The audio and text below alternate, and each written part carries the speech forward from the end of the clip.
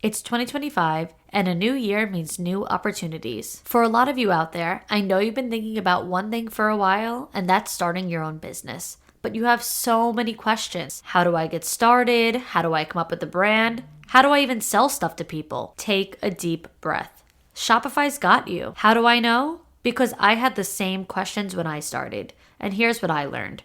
For starters, the best time to start your new business is always right now. And Shopify makes it so simple to create your brand, open for business, and get your first sale. No coding or even design skills needed. And their powerful social media tools let you connect all your channels and create shoppable posts and help you sell everywhere people scroll. So why not act now when it's that easy? Don't kick yourself when you hear this again in a year because you didn't do anything now. With Shopify, your first sale is closer than you think. Established in 2025 has a nice ring to it, doesn't it? So sign up for your $1 per month trial period at shopify.com/forthegirls, all lowercase. Go to shopify.com/forthegirls to start selling with Shopify today. Shopify.com/forthegirls. You're listening to a For the Girls podcast Flashback Friday episode. Every Friday, I reshare an older episode for new listeners who haven't heard it, or as a refresher for OG listeners who might need to hear it again as a reminder. Enjoy, and I'll see you with a new episode on Monday. Settling is not an option for me. Everything I desire is already mine. What if you can have it all? Because every day is for the girls. Hello. Welcome back to another episode of For the Girls. I'm your host, Victoria Alario. And today we are calling out situationships. And a lot of you listening are probably, quote, in one right now. I hate to even say that. I'll explain why. But situationships are a scam. They're a scam. They're not real. There's nothing romantic about it. There's nothing special about it. There's no commitment to it. There's no title to it. And why I say that, I don't like to say in one is because it gives the connotation. It sounds like saying I'm in a relationship. So when people are like, oh, I'm in a situationship, you're almost convincing yourself that you're in something, like you're in a ship. And you're not. You're simply not in a ship. This episode is going to be really tough love. Really the thing that you need to hear. Certainly not the thing that you want to hear. So if you are very sensitive and very delulu, aka delusional, then you're going to hate this episode. You're not going to like this episode at all. But it is time we snap out of it. Some people really are delusional saying I'm in a situationship. Darling, you're in a relationship or you're single. You can't be in a situationship. It's giving 2008, 2009, making your relationship status on Facebook. It's complicated. First of all, why did they even make that a relationship status? Thinking about it now, why were people putting it's complicated on their Facebook instead of single, married, in a relationship? People were straight up it's complicated with Victoria Alario. What? That is so bizarre, but that's honestly how I feel with these delusional people talking about being in a situationship. They're thinking that it's complicated when it's not. It's actually really clear. It's actually really obvious. There's quite literally nothing complicated about it. You are in a relationship. You are committed. You are someone's partner and they are your partner in return, or you are not. The thing about situationships is that they are no different than what we've always known as friends with benefits or fuck buddies. It's literally a romanticized version of friends with benefits, because you can have a legitimate friend that you sleep with, spend time with, eat with, hang out with, are in the same friend group, text a lot, flirt a lot and you have sex and you're just not together. You just don't want to be together. You both don't want a relationship, or you just don't have feelings enough for each other, or it needs to be something really low key, whatever it might be. Like, yeah, friends with benefits and fuck buddies has legitimately existed since the beginning of time. But then sometime, in the past year, maybe 2 years, I don't know, in the more recent days, this situationship term came to be as a romanticized version of he doesn't want to be with me or she doesn't want to be with me. They will not commit to me, but they enjoy my time. They love my attention. They don't like me. They don't have feelings for me. They don't want to be with me or commit to me, but they love that I'm committed to them. They love the attention that they get from me. They love knowing that when they call, I answer. They love knowing that if they text me, I come running.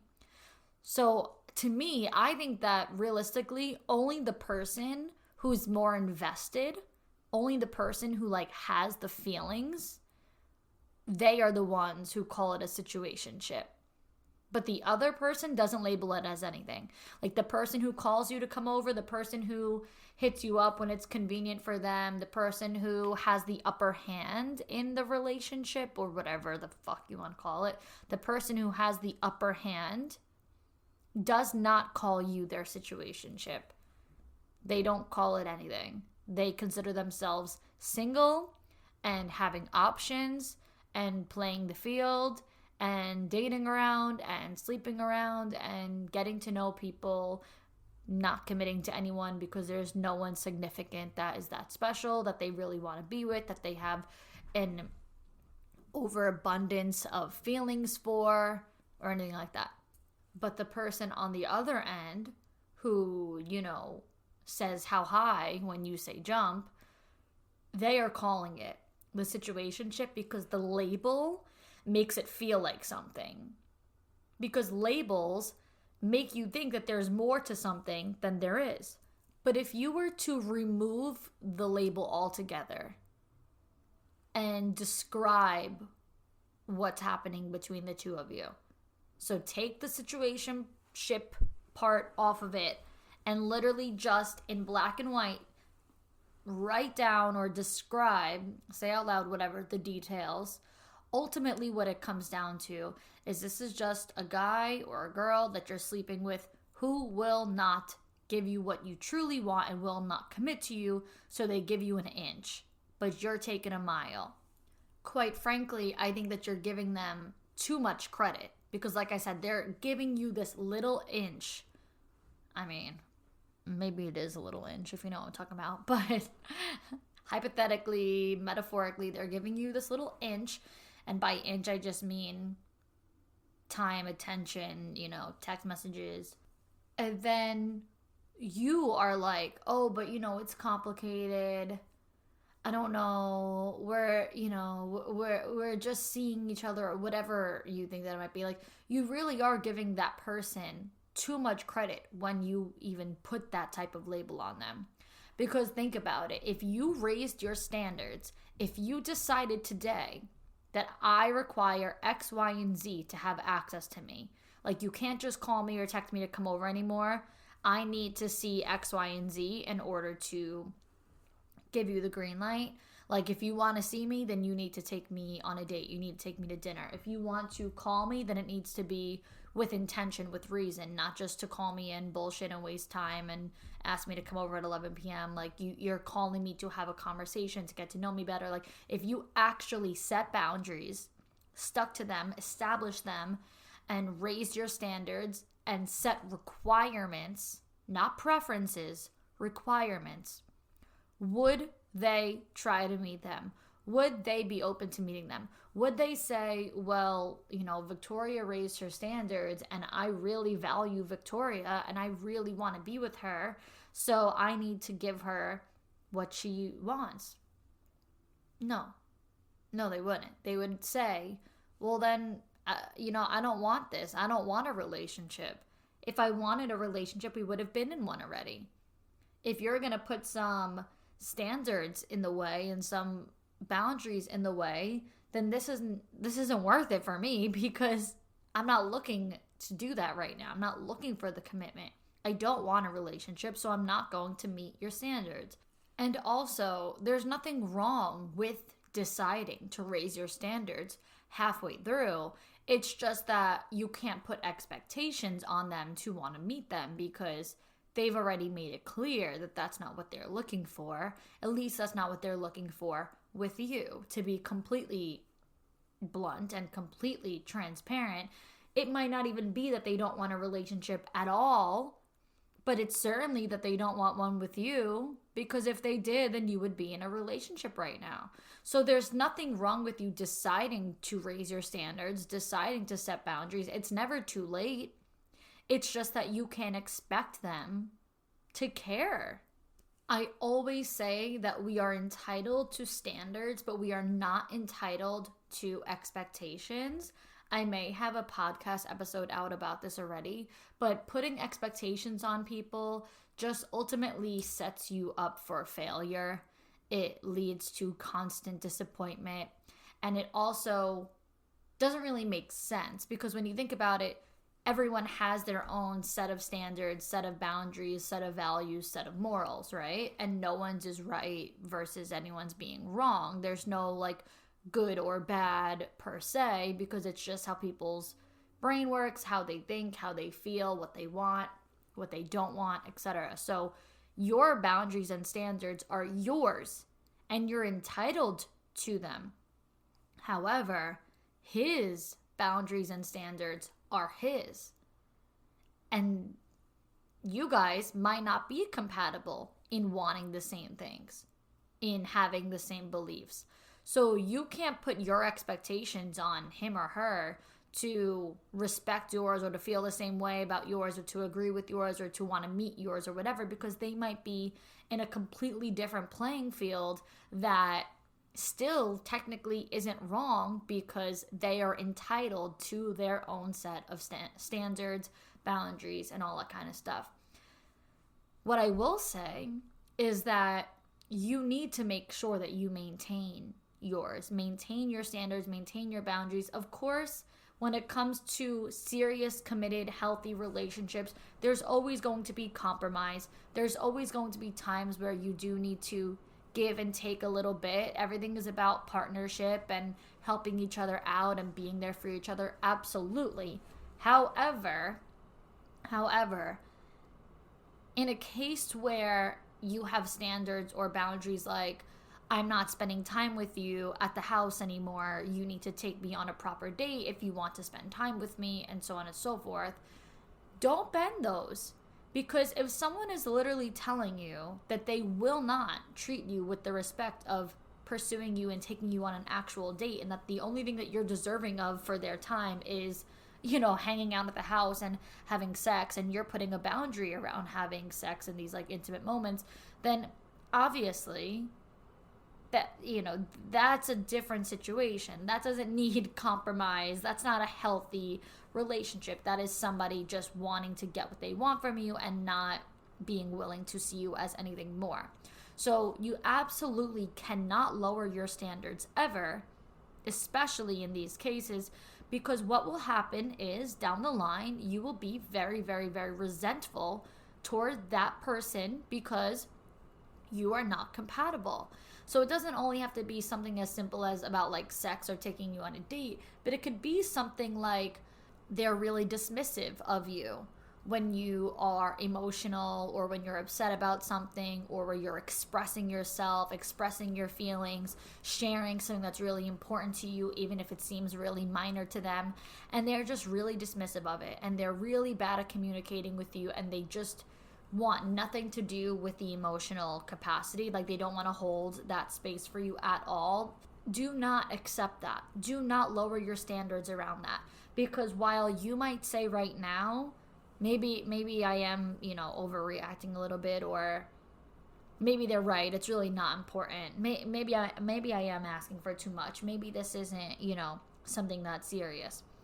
While you're thinking that now and you're letting it go in the moment, What happens in 3 months when there's something else that you want to talk about, or 6 months, or 9 months, or a year, or the whole rest of your relationship, or whatever it is, when they just constantly dismiss you and they constantly make you feel like your emotions are unimportant or just so minor and you're being so dramatic. You're never going to feel like you could talk to them. You're never going to feel like you can open up with them. You're never going to feel like you have an emotional connection with them. You're never going to feel like you can trust them. You're never going to feel secure with them. You're never going to feel safe with them. Security and safety and all these things are extremely important to progress a relationship. And if they dismiss those things and make you feel stupid and silly, and you start to be manipulated into agreeing with them, and so in turn you lower your standards, down the line you will have so much resentment because you will not be on the same page. You will be wanting different things, valuing different things, and sure, they might be fine because they get what they want.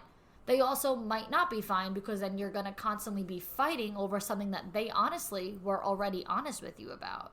That's how you know I'm originally from Staten Island, where I got to put the word honestly in there. They were honestly honest with you about it. Like that just, I don't know if you guys know Eric D'Alessandro, but a few years ago he did like he's a comic from Staten Island. And a few years ago, he was doing a stand-up show, and he goes, "A girl from Staten Island will never lie to you. Never. You will know that girls from Staten Island are always telling you the truth. Why? Because she starts every sentence like this. Honestly, that's what she said. Honestly, that's what I did." And it was just so funny. Obviously, it's not funny while I'm saying it, but it was so funny how he said it. Staten Island girls never lie. I can tell you for a fact they never lie. Why? Because they always say, honestly.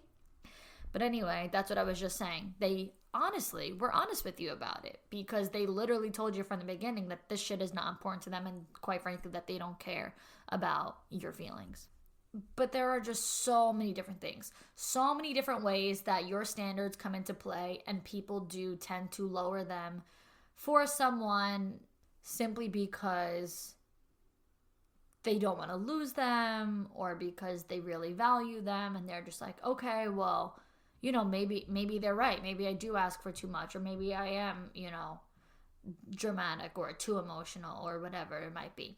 Actually, you know what just came to my mind? So I have been watching Vanderpump Rules for the first time ever.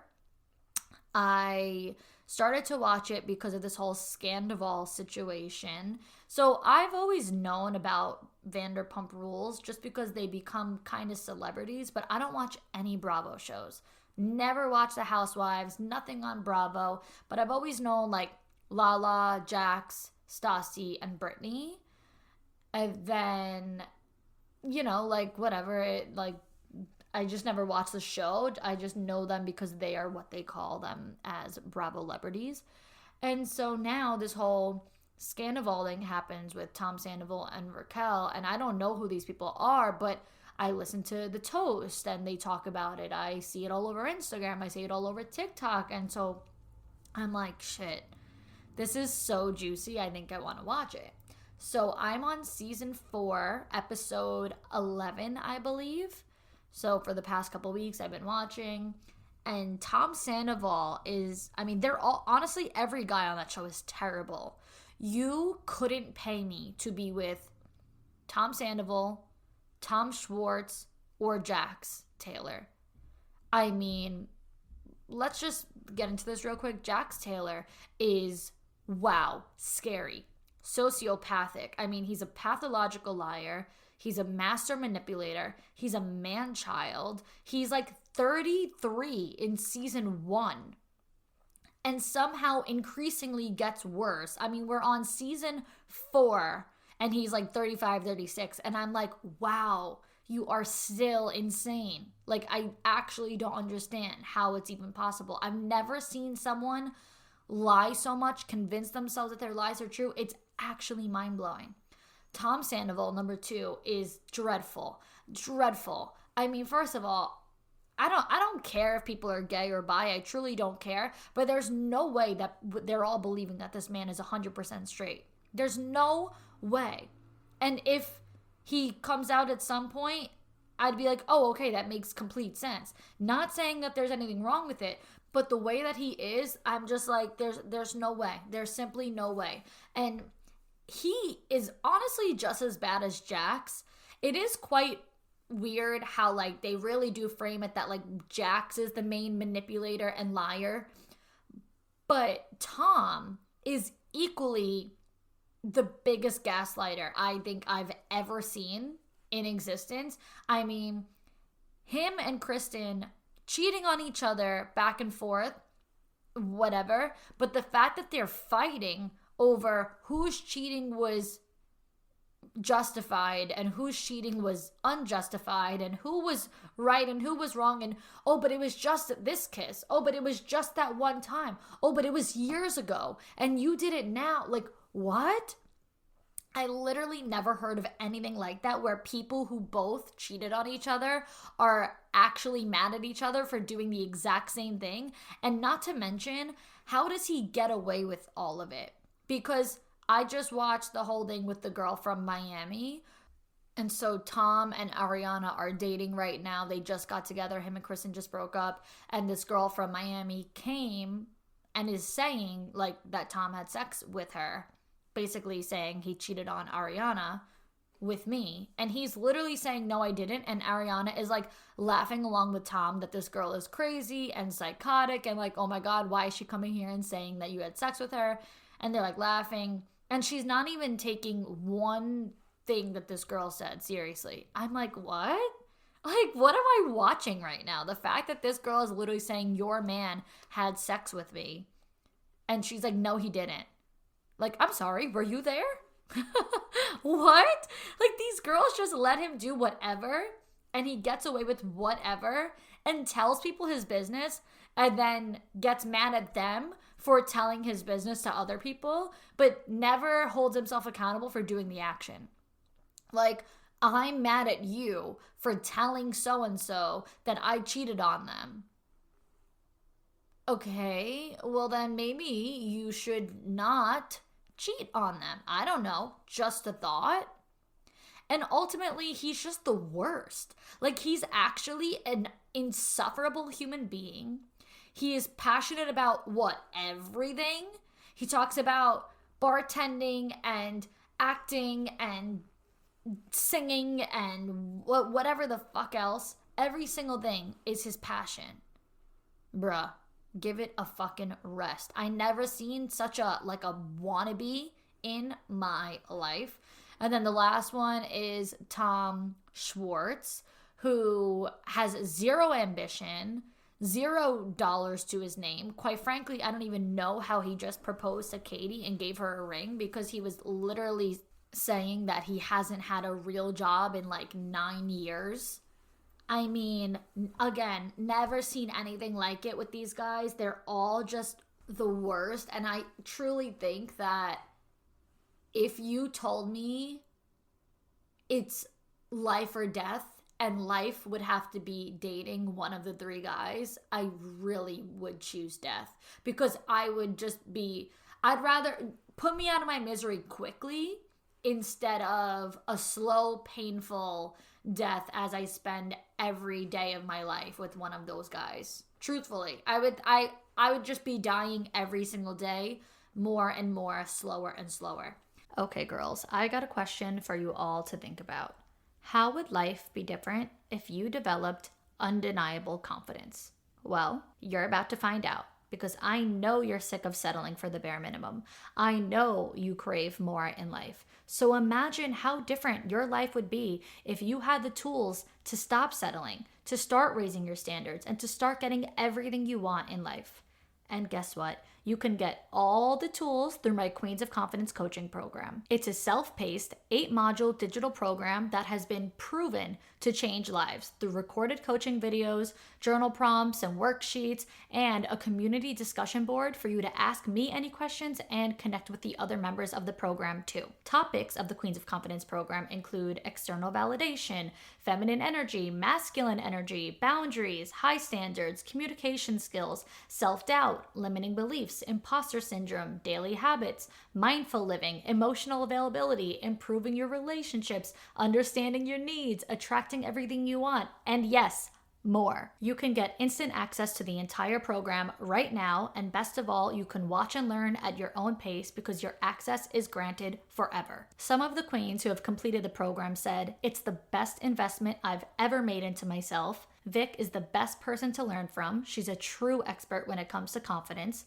worth every penny. And I've taken a couple of courses where they sound rehearsed or just repeat the same cookie cutter things. Your course is the complete opposite, and your everyday examples really drive your points home." So girls, it's your time. Invest in yourself, you're worth it, and your 2.0 self will thank you for changing your life for the better. Head to victoriaalario.com or click the link in the show notes and get the Queens of Confidence program now. Do you ever feel overwhelmed by hormonal changes? Well, girls, you're definitely not alone. There are more than 1,000 disruptors living rent-free in our environment right now. Our food, our water, the air we breathe, the clothes we wear, our skincare, and they all mess with our hormones. And then, of course, there's the natural hormonal changes our bodies go through too. Menstrual cycles, menopause, and even though it's a natural process, it doesn't make it any easier to go through. But the good news is that we don't have to suffer through any of it anymore because now we have Hormone Harmony, a formula made only with herbal ingredients that are shown to reduce hormonal symptoms in women of all ages. It contains science-backed herbal extracts called adaptogens, which help the body adapt to any stressors, like all chaotic hormonal changes that happen naturally throughout a woman's life. So it's perfect for women who struggle with all different life-disrupting symptoms, such as PMS symptoms like irritability, moodiness, discomfort, or uncontrollable cravings, menopause symptoms such as hot flashes and night sweats, or even poor sleep and feeling tired all the time, or even occasional bloating and gas. So in other words, Happy Mammoth, the company that created Hormone Harmony, is here to make women's lives easier. And that means using only science-backed ingredients that have been proven to work for women. They made no compromise when it comes to quality, and it shows. For a limited time, you can get 15% off on your entire order at happymammoth.com. Just use code FORTHEGIRLS at checkout. That's happymammoth.com and use the code FORTHEGIRLS for 15% off today. Anyway, I just got into this whole rant about how terrible these guys are. However, the whole reason why I brought it up at all was because I think a couple episodes back, I think it was the 8th episode of season 4, is Ariana's birthday. Ariana being Tom Sandoval's girlfriend. And she is telling him, practically begging and pleading for him to not go to Vegas because it's her birthday. And she has a really hard time with her birthday because her dad passed away and her birthday was very special to her dad. And every year she just shuts down on her birthday. It's really traumatizing. And all she wants is her boyfriend. And he tells her, "I'm not going anywhere. I'm not leaving you. When it comes to us, you will always have me. But they did plan for us to go on like monster trucks and crush things with the monster trucks. And it's just gonna be a once in a lifetime experience. So I have to go to Vegas." Huh? What the motherfuck did I just listen to? That's what I said when I thought he was kidding. Because he was legitimately getting like emotional with her and teary-eyed and hugging her and rubbing her arm. And this is what I call master manipulator, gaslighter, actor. When he and Kristen went through their like breakup conversation and he was sobbing like, "I'm sorry," I just knew he was full of shit and acting. Like he wasn't, like his emotional side didn't come out. He was acting. Kristen was like, finally, his emotional side came out. I was waiting for him to have this breakdown. No. Don't flatter yourself. He was not truly emotional with you. That's not what happened. He was acting. And so that's what was happening here with Ariana. He's like consoling her and rubbing her arm. And you could just, there's no depth behind those eyes. Those eyes are just soulless and empty. And he's literally telling her that he would never leave her. And she will always be able to rely and depend on him. However, he would be going to Vegas during the most traumatizing time of her life because they were going to go on some monster trucks. I literally was like, bitch, there's no way. And does she stay with him? Yup. But now look, this whole Scandival situation happened. Now granted, this whole thing that's happening right now is years later. I'm on season 4. And they've only been together at this point for like a few months, maybe a year. But in current time, they were together for 9 years. So he cheated on her after 9 years of being together, which he probably cheated on her millions of times. But the big cheating is what's happening right now, 9 years into their relationship. So this is year 1. Prime example of a woman lowering her standards for a man that she's simply not compatible with and is not going to get what she wants from him. It's not sustainable. These relationships will not be sustainable. They will not sustain themselves because you settle.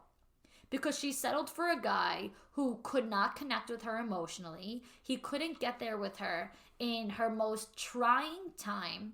He couldn't be there for her. He tells her, he uses the words that you can rely on me and depend on me and I'm not going anywhere and it's always going to be us.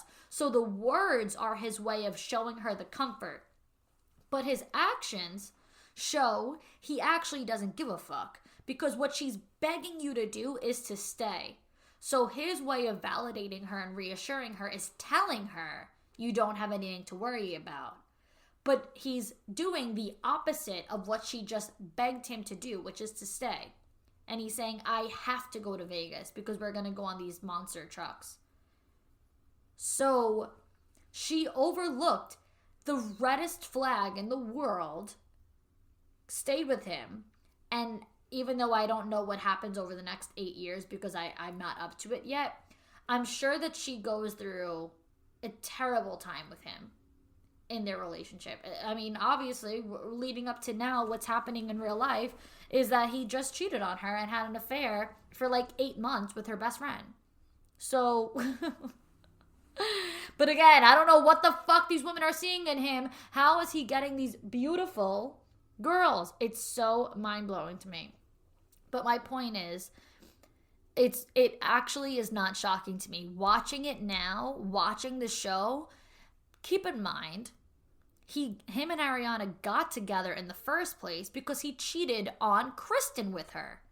So he was with Kristen for 6 years, cheated on Kristen with Ariana, with no time in between, starts dating Ariana. So there was no like breakup with Kristen, and then like trial period, single period, and then him and Ariana hit it off. No. Him and Kristen broke up. And then he completely transitioned into a relationship with Ariana, who was like living with him, the whole thing. Like they were fully into the relationship together right away. Now, the girl from Miami comes, literally is saying to their faces that she had sex with Tom, and Tom saying, no, I didn't. So Ariana is already dismissing that he probably cheated on her from the jump with this girl from Miami. I'm sure that there's more cheating along the way that we just don't know about, but cheating aside, he is showing that he is incapable of giving her the emotional space that she needs from a partner. He is showing her, despite what he's telling her, that she actually can't rely on him and depend on him. And then their relationship continues from there. And here we are now that he is in an affair with one of her best friends, who I'm pretty sure he is now in a relationship with. I'm not caught up all the way. I'm very far behind. But from what I have seen is that the girl, Raquel or Rachel, whatever her name is, that he had the affair with, literally is saying, like she said to the paparazzi, and she said on an Instagram post, like, I just don't want to label us right now. Like, we don't really know what we are yet. Like, basically, in other words, playing it lightly, saying that they're in a relationship. Like, she's not saying he's my boyfriend, but she's not saying, like, we made a mistake, we fucked up, and, like, it was just an impulse. No, she's literally saying we have feelings for each other. We love each other. We want to be together, but we're not putting a title or a label on anything right now just because it's a really hard situation. Yeah, it is a really hard situation. He literally had a 9-year girlfriend at the same time. How could you put a label and call yourself his girlfriend when he has a girlfriend? That spot is already taken. It's already spoken for. Like, so, not to say that Ariana's at fault for him cheating on her. Obviously, she's the victim in the situation, but she did lower her standards and she did stay with him. And what happened? He showed her how low he can go. He basically said, lower those standards a little bit more. Let's see how much further I can go. Anyway, let me conclude that rant because I'm sure not all of you even watch Vanderpump Rules. I am very new to this community, but I think it's all relevant. But staying even more relevant onto the topic, I'm going to do a Dear Victoria segment where she is romanticizing a, situationship. She's basically explaining to me the whole start to finish of this situationship, everything that you guys go through. They go out, they hang out, they hook up, they send each other pictures, they do the whole thing. He flirts with her, so on and so forth, until one day he ignored her, which this always happens where, like, they initiate these things and then get you to a point where you feel comfortable reaching out, and then you finally reach out, and then they don't answer. Like, you started this. Like, now you're ignoring me? Anyway, so he ignored her. And so she then went ahead and said to him, if you just want to stop doing this, then just tell me. So she says he responded and apologized, saying that he was really busy, but he thinks it actually would be a good idea if we stopped. He admitted that the boundaries were gray and apologized, saying he wants to be friends, but we were never really friends in the first place until this all started. So I said that we can be cordial, but we're not going to be friends. And he said that that was fair and that was perfectly fine. However, she goes on to say that she's upset he ended things so abruptly and almost so coldly, like a robot or something. It also really annoys me because the way that he wrote it made it seem like I was the one who was in love with him when he was the one that initiated all the flirting, which confuses me because he didn't have to do all that. I kind of feel like I was used to boost his ego because he would always say he's insecure, but he liked knowing how much I want him. Let me just say something. We cannot flatter ourselves because they initiate the flirting. When they have the upper hand, they can do whatever they want. He knows that you liked him. Like you just said, he always would say he's insecure, but he liked knowing how much I want him. Like, these are her words. He literally said he liked knowing how much I want him. So he knew how much you want him. He knew how much wanted him. He knew how much you liked him. So, of course he can initiate flirting.